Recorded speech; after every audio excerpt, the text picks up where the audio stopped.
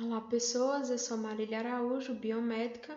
Esta é mais uma aula para a disciplina de Biologia 3, onde iniciamos a segunda unidade com a aula de fermentação.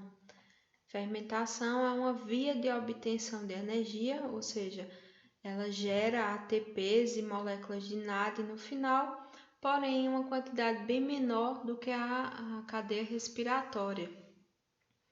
Então, já é uma diferença básica aí entre os dois processos.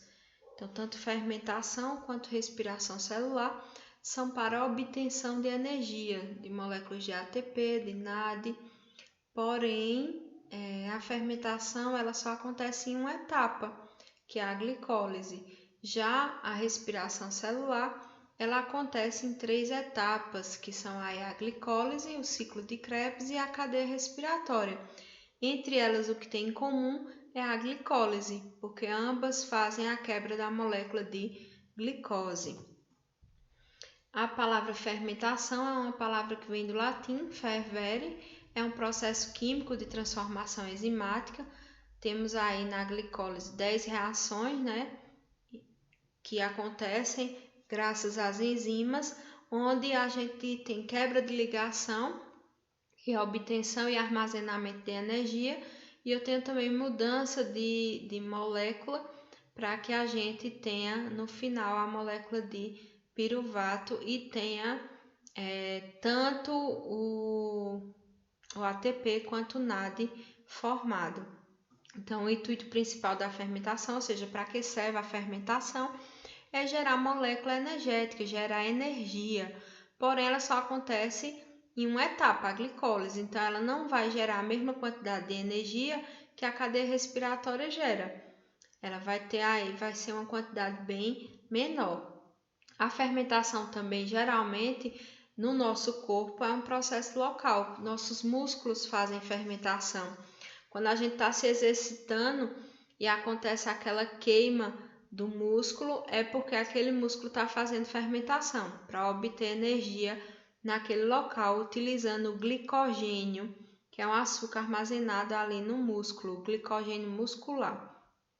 A fermentação também é usada na indústria alimentícia, os iogurtes, os queijos, os vinhos, a cerveja, acontecem graças a processos de fermentação. Dentro do diagnóstico também, a gente usa fermentação para identificar algumas bactérias. Lembrando que as bactérias, os micro-organismos fazem fermentação para obter energia, para sobreviver. Já o nosso corpo, ele faz respiração celular e quando necessita, ele faz fermentação como via auxiliar. Então, a via principal de obtenção de energia do nosso corpo é respiração celular. Faz fermentação quando necessita. Todas as células vivas, elas utilizam ATP como fonte de energia para sobreviver e desempenhar suas funções, e a quantidade que vai ser produzida, armazenada e utilizada vai ser proporcional à necessidade daquele organismo. Se eu preciso de uma quantidade maior de energia porque estou gastando mais, estou me exercitando mais, eu terei um gasto maior, eu terei uma utilização maior e um menor armazenamento. Já se eu não me exercito, se eu tenho uma vida sedentária, eu não vou utilizar aí essa energia, então meu corpo armazena. Quando a gente utiliza essa energia aí, essa energia vem dos alimentos, a gente recebe as moléculas que vêm lá do alimento, a gente transforma elas em açúcar, transforma elas em glicose e faz todo o processo da via glicolítica, da glicólise até gerar ATP e NAD, que são essenciais para o nosso corpo.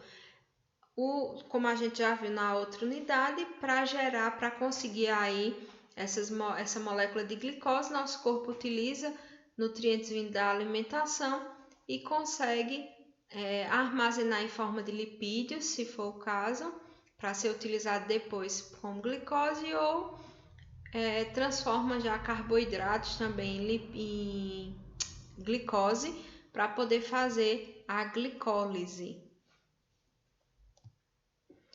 A fermentação é mais uma via de obtenção de energia. Eu tenho também a cadeia respiratória como via de obtenção de energia. E na cadeia respiratória eu uso aí os carboidratos e lipídios que vêm da alimentação, transformo em glicose e faço todo o processo da respiração celular. Já a fermentação no nosso corpo, utilizamos o glicogênio muscular como fonte de energia. Então, as diferenças básicas entre fermentação e de respiração celular são: a respiração celular são 3 etapas, uma é anaeróbica, que é a glicólise, 2 são aeróbicas, que é o ciclo de Krebs e a cadeia respiratória. Na respiração celular, ela vai me gerar mais ATPs, cerca de 38 ATPs. Já na fermentação, ela é uma via anaeróbica, ou seja, sem presença de oxigênio, só acontece em uma etapa, que é a glicólise, e eu tenho uma quantidade menor de ATPs. Eu tenho aí 4 ATPs formados pela glicólise, mais 2 moléculas de NAD. Então, a quantidade é bem menor. O que é que eles têm em comum? A gente viu o que eles têm de diferença. O que eles têm em comum é a glicólise. A primeira etapa, ambos fazem a glicólise, que é uma via anaeróbica. Sabemos que temos também aí organismos que são intolerantes, ou seja, que não suportam oxigênio. Alguns vivem tanto com como sem oxigênio e outros, como nós, o oxigênio é vital. Então, alguns seres só fazem apenas fermentação, porque não tem aí as organelas para fazer a respiração celular e não vão ter a presença de oxigênio. Lembrando que o ciclo de Krebs e a cadeia respiratória precisa de oxigênio para acontecer. E os seres que fazem fermentação só fazem glicólise, justamente porque não tem o oxigênio. Já no nosso corpo, a gente faz a respiração celular e faz a fermentação como via alternativa. No caso aí, o exemplo que eu dei foi para suprir os músculos, né? Quando a gente está trabalhando, fazendo musculação na academia, eu estou exercitando aquele músculo. Então, ocorre a fermentação ali para suprir a energia que aquele músculo necessita. Temos aqui organismos intolerantes, né, ao oxigênio, ou seja, que morrem na presença de oxigênio. Temos organismos que são facultativos à presença de oxigênio, que podem viver com ou sem, e temos alguns que são dependentes de oxigênio. Aqui eu tenho a via glicolítica, né, a glicólise, onde eu pego o glicogênio muscular, transformo ele em glicose e sigo com toda a via glicolítica até gerar ácido pirúvico ou piruvato. E eu tenho os produtos finais aí da fermentação para serem eliminados, já que não vão ser utilizados.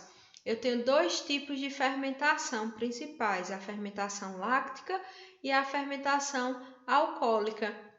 A fermentação láctica, eu vou ter a lactose como fonte, né? O açúcar do leite, a lactose, vai ser transformada em ácido pirúvico e no final eu terei ácido láctico e energia. Já na alcoólica, ao final eu terei etanol, que é um álcool, e terei também eliminação aí de CO2, gás carbônico. Então, eu tenho 2 tipos aí de fermentação. Eu tenho a fermentação homoláctica. Homo é aquela que só tem uma. Então, só na homoláctica eu só tenho ácido láctico como produto final. Na heteroláctica eu tenho outros produtos como ácido láctico, dióxido de carbono e etanol como produto final. Então, na heteroláctica eu posso ter vários produtos. Na homoláctica eu só tenho ácido láctico. Então, de acordo com o meu produto final, eu tenho uma fermentação láctica ou uma fermentação alcoólica. A fermentação acontece, né, em condições anaeróbicas, ou seja, sem a presença de oxigênio, onde há degradação da glicose de forma incompleta, porque a glicose segue na cadeia respiratória para as outras 2 etapas, e aqui ela para na glicólise. Então, a gente diz que ela é uma degradação incompleta. Logo, essa glicose vai ser convertida em outros compostos, com energia menor, para que sejam eliminados do nosso corpo e que sejam utilizados uma parte como fonte de energia. É uma via alternativa para o nosso corpo, como eu falei.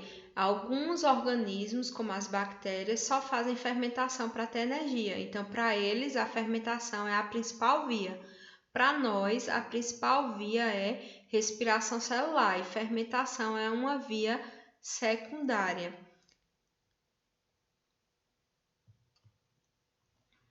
Aqui eu tenho a fermentação láctica e a fermentação láctica e a fermentação acética e a fermentação de etanol. Aqui eu tenho um exercíciozinho para que vocês façam baseados em pesquisa e baseados nessa aula que tivemos agora. Eu desejo um bom estudo a todos e uma boa noite.